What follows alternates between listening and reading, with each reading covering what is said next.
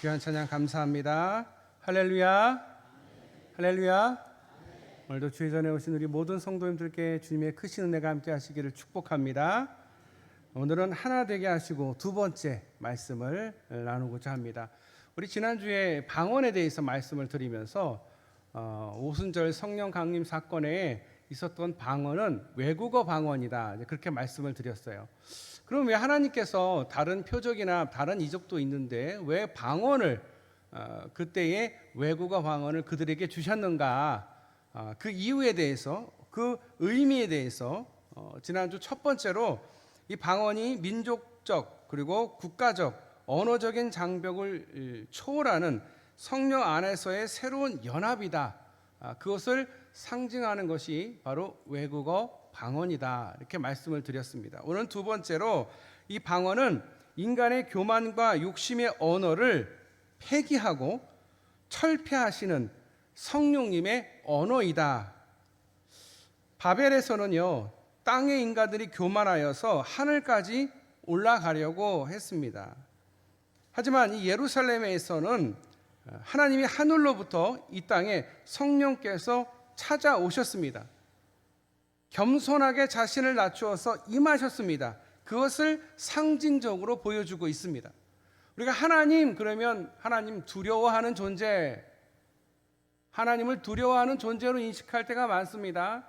예수님, 보혜사 예수님께서는 우리를 위해서 인간의 몸을 입고 이 땅에 오신 겸손하신 그런 하나님으로 인식을 합니다. 그러면 성령님은 우리가 어떻게 인식을 합니까? 그냥 영이니까 또 뭐 귀신이나 또 그 정도의 레벨로 생각할 때가 참 많습니다. 이것은 큰 오해입니다.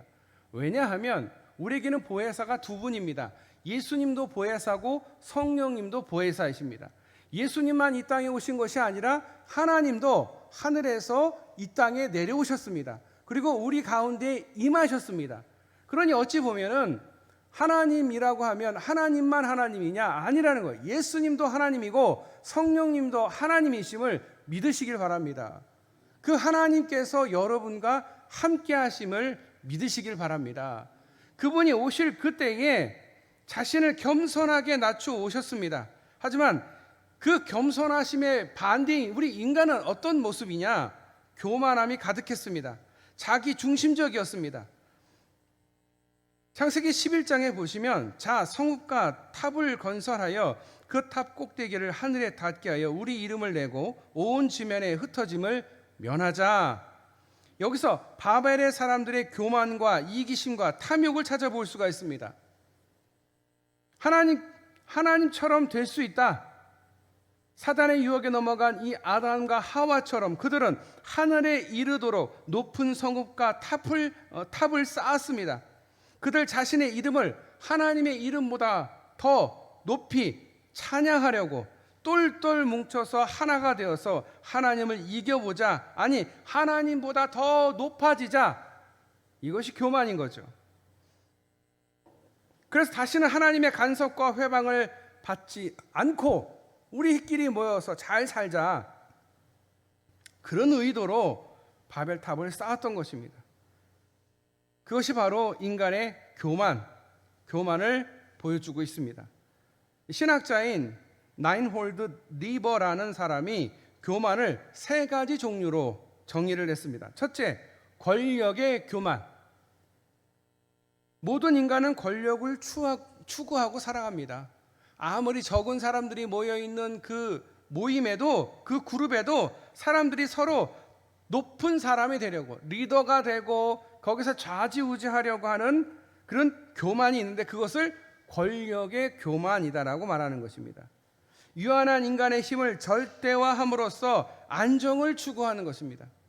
모든 사람들 자기 발 아래 내려놔야 이게 안정이 되는 거예요. 안심이 되는 거예요. 자기가 항상 두렵거든요. 저 사람이 나를 공격하면 어떡해? 저 사람이 나보다 훨씬 더 좋으면 어떡해? 다 내 발 아래에 내려놔야지. 나는 절대적인 사람이야.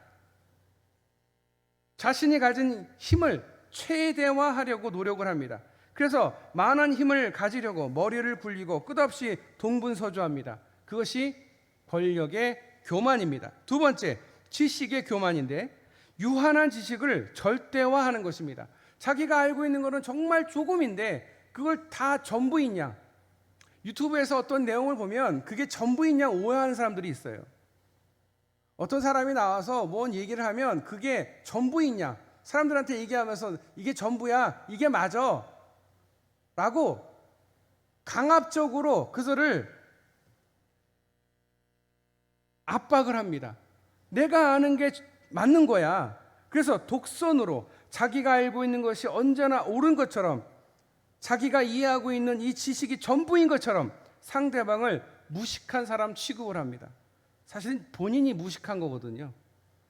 과학자들이나 이런 사람들은요, 어떤 사실이 발견이 되면 그 전에 있던 그 사실을 그냥 금방 뒤집어 버립니다.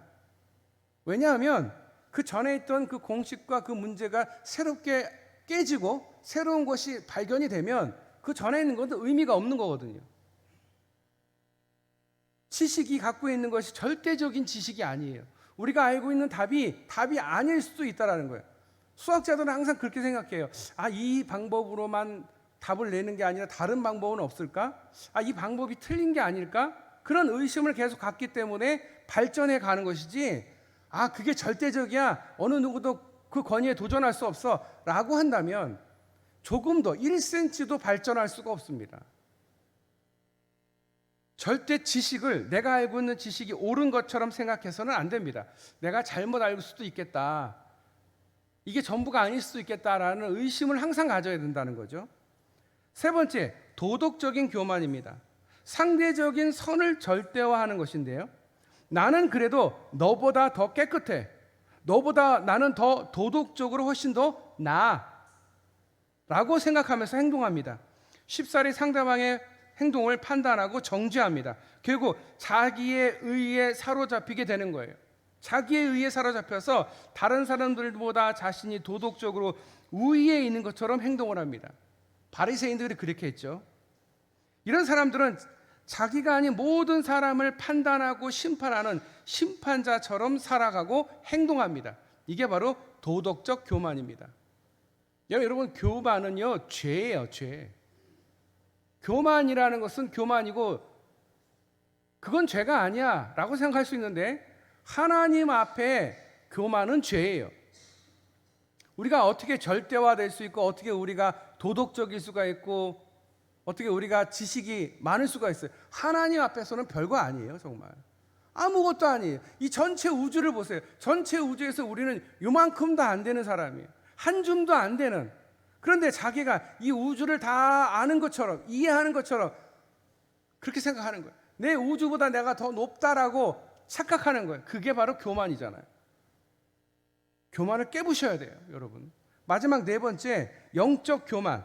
이는 자신이 하는 모든 일에 대해서 신이 재가를 부여한 것처럼 행동합니다. 내가 기도해 봤는데 하나님이 이렇게 해도 된대. 예를 들어서 자기가 뭔가를 해놓고, 이거 하나님이 시켰대, 하나님이 그렇게 하라고 했대, 하나님이 명령하셨어 라고 정당화하는 겁니다.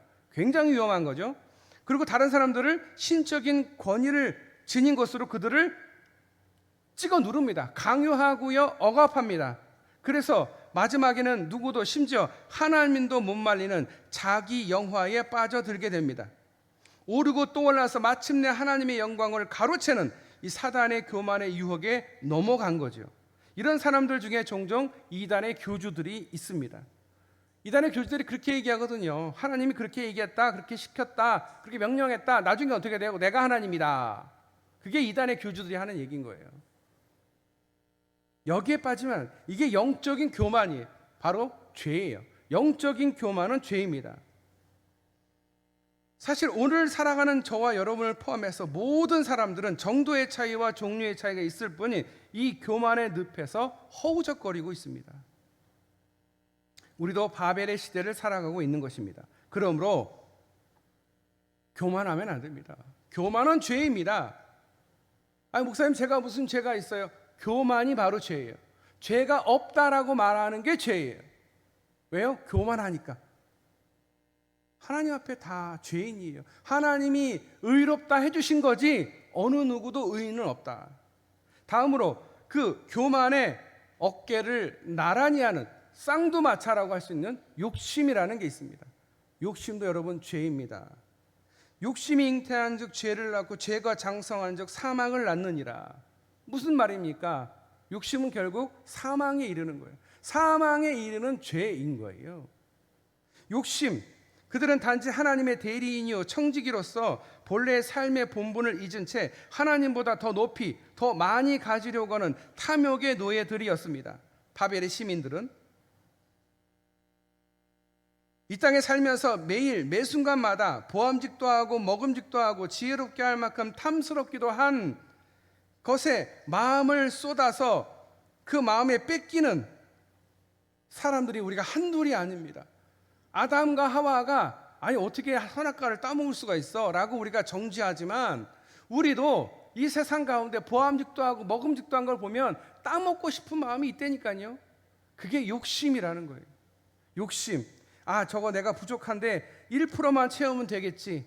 근데 여러분 1% 욕심은요 한이 없어요. 100% 채워야지. 그걸 100% 채우면 되냐? 아니에요. 더 채우고 싶. 욕심은 끝이 없어요. 끝이 없어요. 100% 채우면 200% 채우고 싶은 거예요. 금고에 쌓고 또 쌓고 또 쌓습니다. 그래도 만족을 못해요. 자신만으로 만족하지 못하고 자식들까지 손주들까지 아니 10대까지 먹고 살 만큼 쌓아도 그래도 부족한 거예요. 마음이 놓이지가 않는 거예요. 그래서 또 쌓고 또 쌉니다. 온갖 불법을 동원해서 남을 등쳐먹고 심지어 나라를 팔아먹어서까지 한평생 호의호식하려고 하는 사람들, 그런 사람들이 오늘의 바벨 사람들입니다. 요즘에 사기치는 사람들이 그렇게 많아요. 사람들을 속이는 사람들이 그렇게 많아요. 왜 그럴까요? 욕심이 끈이 없기 때문에, 하나님을 믿지 않기 때문에, 하나님을 두려워하지 않기 때문에 욕심에 사로잡혀서 사단의 노예가 되어서 모으고 또 모읍니다. 여러분 요즘에 개들은 도둑이 들어와도 도무지 짖지를 않는다고 합니다. 개에게 너 왜 안 짖어? 라고 물어봤다라고 합니다. 그랬더니 개가 주인도 도둑이고 들어온 사람 다 도둑인데 누구는 짖고 누구는 안 짖을 수가 없어서 짖지를 않습니다 라고 한다는 거예요. 여러분 이해하셨습니까? 우리가 도둑이라고 얘기를 하는데 우리도 예외가 없는 거예요. 그뿐 아니라 개는 물론이고 집단의 교만과 욕심이 훨씬 더 무섭습니다. 니버가 개는 어느 정도 도덕적일 수가 있고 어느 정도 내가 이거를 욕심을 이렇게 제어할 수가 있지만 집단은 결코 도덕적일 수도 없고 욕심을 막을 수가 없다라는 거예요. 개인의 노력으로 어느 정도 나아질 수는 있지만 집단의 이익이 걸리면 추악해지고 여러분 악해지는 겁니다. 집단적으로 더욱 사악해지는 거예요. 집단이 무서운 거예요. 집단이. 개인이 무서운 게 아니에요. 우리 현실 속에서 집단적 이기심과 집단적인 교만, 집단적인 탐욕의 현주소가 바로 러시아가 우크라이나를 공격하고 있는 이 전쟁입니다. 벌써 몇 년을 지금 하고 있어요. 몇 년을. 몇 수십 명이 죽어가고 있는데 이것을 우리가 눈으로 생생하게 목격하고 있습니다. 이것이 바로 집단의 교만, 집단의 탐욕, 집단의 이기심이라는 거예요.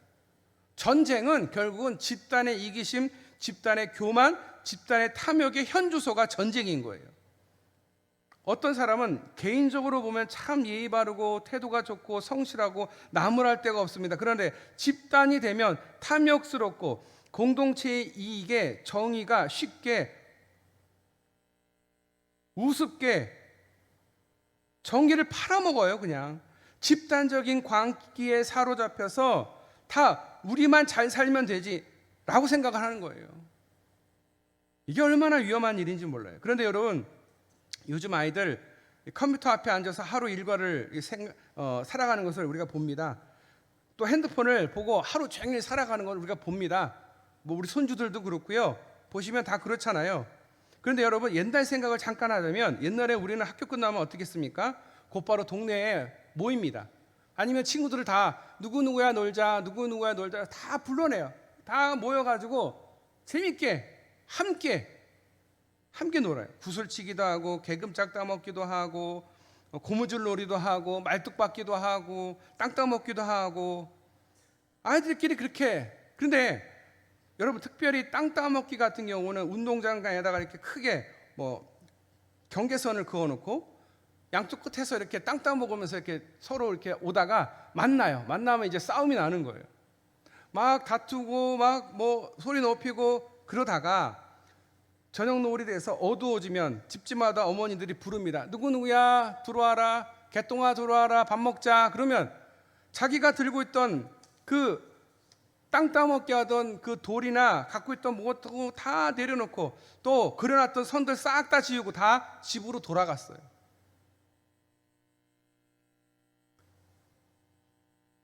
여러분 가끔 이런 생각이 들더라고요. 인생도 그런 거예요. 열심히 땅 따먹고 열심히 모아보고 막 몸부림을 쳐서 모아봤자 다 나중에 하나도 갖고 갈 수 있는 게 없는 거예요. 1,000억을 벌면 뭐합니까? 1,000억을 재산을 가지고 있으면 뭐합니까? 자식들이 그거 갖고 서로 싸우고 죽이고 우리가 뉴스를 맨날 보잖아요. 그게 무슨 의미가 있냐고요. 자식들을 풍비박산 내는 거지. 그게 자식들을 위해서 모아놨는데 알고 보니까 그게 화근이 된 거예요. 물론 다 그렇진 않겠지만 싸움의 요소가 되는 거죠. 인생에 제가 참 많은 일들을 겪지만 저는 장례를 참 많이 집례를 했습니다. 제가 전에 있던 교회는요 1년에 장례가 50번 났어요. 52주가 있는데 50번 났다고요. 그러면 거의 매주 났다고 생각하시면 돼요. 어떤 주는 2번, 어떤 주는 없다가 또 다음 주에 2번 이런 식으로 한 번. 장례를 많이 치르면서 제가 겪은 게 있어요. 생각해 본 게 있어요. 예전에 한번 말씀을 드렸는데 부부가 싸우다가 이혼을 했어요. 그리고 이제 두 분이 나이가 많이 드셔서 이제 다 돌아가셨단 말이죠. 그러면 그분들 다 화장하고 그러면 어떻게 해요? 나무 아래 같이 이렇게 한 자리에 이렇게 모시더라고요. 아니 싸워서 이혼해서 그렇게 보기 싫어서 헤어졌는데 결국 죽으면 뼈가 다 화장돼서 한 자리에 한 묘에 묻히더라고요. 본인들이 이제 어떻게 죽었는데. 하지만 그래서 부부는 싸우면 안 되겠구나. 그런 생각이 들더라고요. 또 한 생각은 또 뭐였냐면 아니 그분들이 그렇게 열심히 모았던 거 다 어디 갈까? 그렇게 열심히 몸부림치면서 돈에 그냥 완전히 미쳐서 살았던 사람들이 결국 죽으면 그 돈 가지고 가냐? 하나도 못 가지고 노잣돈도 못 가져가요. 우리가 노잣돈이라고 말하지만 그런 없는 일이에요. 여러분 임종의 시간에 사람들이 누워서 뭘 찾습니까? 땅 문서 가져와라, 학위 증서 갖고 와라, 졸업 증서 가져와라 하는 사람은 아무도 없어요. 임종을 맞이한 그들은 예전에 보고 싶었던 얼굴들, 내가 용서받고 싶은 사람들, 용서하고 싶은 사람들의 얼굴이 떠올라서 그 이름을 부르며 그를 만나기를 소원합니다. 임종을 앞둔 사람들이 대부분 그래요. 그러면서 인생을 후회하죠. 그리고 그 사람들 만나서 사과하고 용서하고 용서받고. 여러분 이게 많이 가지고 있는 게 중요한 게 아니었던 거예요. 어떤 사람과 어떤 관계를 맺었느냐가 인생의 마지막에서 후회가 되고 생각이 나는 거예요. 내가 얼마나 많이 가졌느냐, 그게 뭐가 중요합니까? 그거 아무것도 못 가져가거든요. 그런데 마지막에 그 생각이 나는 거예요. 내가 그 사람한테 참 실수를 많이 했는데, 내가 잘못한 게 있는데, 그래서 후회하고 용서를 구하고 용서를 받는 겁니다. 여러분 관계가 그래서 중요한 거예요. 사람과의 관계가 이렇게 중요하더라고요. 맨날 싸우던 사람들 임종 맞았을 때 아무도 안 찾아와요. 신방 가자고 그래도 아무도 안 따라가요. 왜 그러냐고 물어봤더니 맨날 목사님하고 싸우고 교인들하고 싸우고 그래서 아무도 그 사람을 보고 싶지 않아서 요양원에 신방 갈 때 아무도 같이 안 가더라니까요. 제가 눈물이 나더라고요. 불쌍해서. 그리고 요양원 가서도 사람들하고 막 또 싸우는 거예요. 그러면 어떻게 해요? 그러면 묶어놔요. 몇 개월을 묶어놔요. 그리고 사람이 뼈만 앙상하게 남아서 죽는다니까요. 그 모습을 보는데 제가 며칠을 못 잤어요, 진짜. 그럼 인생 그렇게 살면 안 되는구나. 내가 맨날 옳다고 내가 다 한 것처럼 막 교만해서 사람들하고 부딪히고 싸우고 쓴뿌리 갖고 살아간 게 결국은 마지막에 그렇게 되는구나. 정말 제가 보면서 마음이 아팠어요.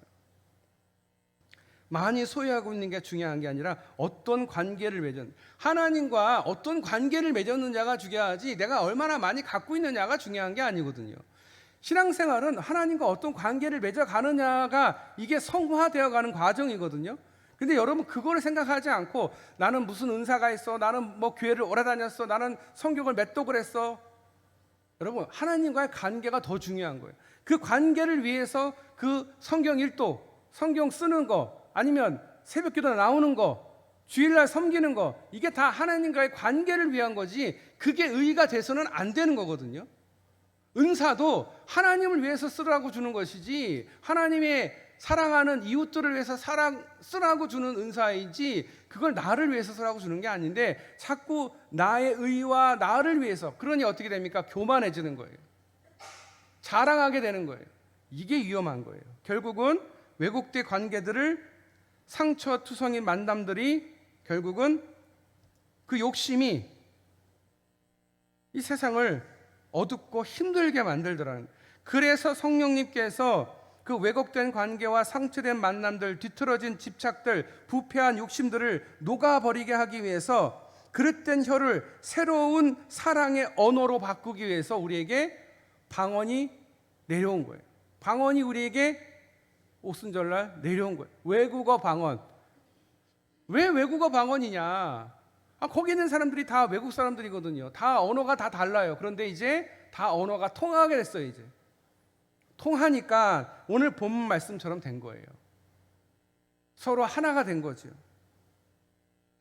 세 번째로 방언은 사랑의 관계성의 언어입니다. 제가 아까 관계에 대해서 계속 말씀을 드렸죠. 소유에 얽매였던 사람들, 집단들, 민족들 모두 편견과 억압과 차별의 장애가 한꺼번에 무너지는 것이 바로 그들의 혀가 풀려진 사건입니다. 아집, 독선, 교만, 탐욕, 그 노예처럼 살면서 한 번도 사랑의 언어를 말하지 못한 이들이 언어가 자유롭게 되면서 해방의 시간이 되어서 방언이 그들에게 터짐으로써 마음의 벽이 열리고 다른 민족과 다른 집단과 다른 것들이 다 이제 이해하고 하나가 될 수 있고 의사소통이 원활하게 되어지면서 바로 오늘 본문 말씀, 믿는 사람이 다 함께 모든 물건을 서로 통용하고 또 재산과 소유를 팔아 각 사람의 필요를 따라 나눠주며가 된 거예요. 방언이 우리에게 와서 의사소통이 다 되고 너는 나고 나는 나고 네 것도 내 것이고 내 것도 내 것이면 이게 놀부죠. 네 것도 내 것이고 내 것도 내 거, 그게 놀부예요. 그런데 네 것도 네 거고 내 것도 네 거야. 다 우리 거야? 아니, 다 가져. 괜찮아. 다 가져도 돼. 나 없어도 돼.가 된 거죠. 이게 통하니까, 의사소통이 원활하게 이루어지니까, 하나가 되고 연합이 되니까 되는 거예요. 여러분, 우리가 부흥을 이야기하는데요, 부흥이 되려면 하나가 되어야 되는 게 먼저예요. 하나가 되지 않고 사분오열되고 생각이 다르고 뜻이 다르면, 하나가 되지 않으면 부흥할 수 없습니다. 어떤 조직이든 마찬가지예요. 하나의 뜻을 가지고 하나를 가지고 열심히 하나를 같이 파면 하나가 되기 때문에 서로 이렇게 한 마음이 될 수가 있는 거예요. 그래서 이 하나가 참 중요한 것 같아요. 믿는 무리가 한 마음과 한 뜻이 되어 모든 물건을 서로 통용하고 자기의 재물을 조금이라도 자기의 것이라고 하는 이가 하나도 없더라. 그래야 부흥하는 거예요. 그렇습니다. 무엇이나 제 것이라 하던 사람들이 이제 서로 제 것이라 하지 않는 것, 그것이 바로 사랑의 방언입니다. 오순절 성령 강림의 참 뜻입니다. 이제 성령 안에서 우리 모두 사랑의 언어로 하나 될 수 있기를 바랍니다. 다른 민족, 다른 언어, 다른 인종, 다른 나라가 다른 것이 아니라, 다름이 아니라 하나가 되어서, 궁극적으로 하나가 되어서 그리스도 예수에 의해서 구원받고 성령 안에서 하나가 되고 복음으로 하나가 되는 연합의 은혜가 있는 이 나라, 이 땅, 우리 교회 여러분의 가정 되시기를 주님의 이름으로 축원합니다. 기도하겠습니다. 하나님 감사합니다. 저희들에게 은사를 더하여 주시고 또 방언을 통해서 외국어 방언을 우리에게 허락하여 주셨습니다. 그것을 통해서 우리가 깨닫습니다. 아, 하나가 되어야 되는구나. 하나가 되어야, 한 마음이 되어야 한 언어로 의사소통을 해야 하나님이 궁극적으로 원하시는 연합이 이루어짐을 오늘 말씀을 통해서 배웁니다. 바벨의 언어가 아니라 사랑의 언어로 하나 되는 우리 모든 성도님들 가정과 또 우리 교회와 이 나라 되게 하여 주시옵소서. 자기 중심적으로 교만과 욕심으로 가득 찬 그 생각과 그 마음을 다 내려놓고 오직 성령님께 순종하며 사랑의 언어로 하나 되는 우리 귀한 태장교회 될 수 있도록 주님 도와주시옵소서. 오늘도 우리에게 주님 은혜 주시고 함께하여 주시기를 간절히 소원하며 우리를 구원하신 예수님의 이름으로 기도드려옵나이다. 아멘.